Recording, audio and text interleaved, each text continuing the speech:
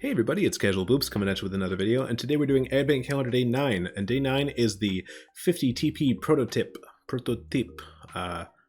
whatever. It is the Tier 8 Polish heavy tank, and it is not a deal, 9,900 gold. Do I think the tank is good? Yes. Do I think you should buy this tank?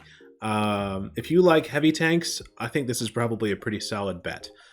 It's similar to a Defender, but it has like slightly faster, and it's a little more like slightly less penetration. It's like we'll just get into the stats here. It's a good tank. It's a solid tank. So less penetration, but slightly better DPM. This is pretty much the same. I mean, if we're being honest, it's the same. Very slightly better. I mean, the gun handling, it's similarly derpy, right? But also the final dispersion helps a lot. So like the gun does feel a bit better, but it's still very derpy. It says 10 degrees of gun depression, but that's only over certain angles, not over the entire thing. So that's a little bit deceiving. But it does have better gun depression than the Defender. And as a trade-off, it has less armor, but we'll get into that in just a second. Where is the mobility? It's just a hair. Let me see here. Lower power to weight. But better ground resistances. So I think similar speed to a Defender is my guess here. It probably, yeah, you're seeing here the difference is that the maximum speeds, it is actually a little bit faster than a Defender. Sorry for my misspeaking.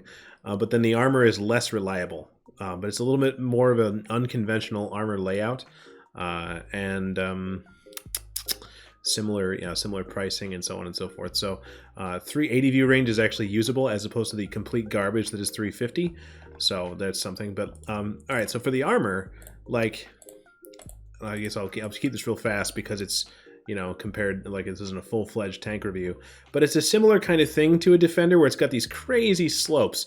But you'll notice it's just, the whole point is it's got this weird angly weirdness of trollishness of the armor profile, and so there's no one spot where it's just invincible, where you can just go ahead and pen every time, or you can never pen every time ever.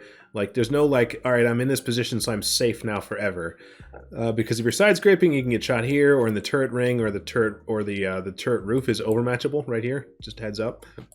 Or the cupola and stuff, and if you're hull down, you know, depending on what's shooting at you, you got 8 degrees over the front, and then over the sides you get your 10 degrees like this, right? So that's nice, but it's just wonky. Like, if you wiggle and you show people the different, you know, you're just wiggling and moving around and stuff, and they don't see your lower plate, it can be trollish, and so you can get a lot of bounces that you wouldn't expect with this thing. So I will say that the armor is it can work. So yeah, I think it's comparable to a Defender. It's a fine tank. If you like heavy tanks, you'll probably like this one. I will say that I tend to shoot, I feel like I have to shoot a lot of gold in this thing because the gun is kind of derpy and the penetration's not that great. 218 is okay, but of course penetration and accuracy go hand in hand, right? If it was really good penetration and really bad accuracy, then it would feel about the same as like good accuracy and, what am I trying to say? Like, good accuracy and good penetration is like the unicorn.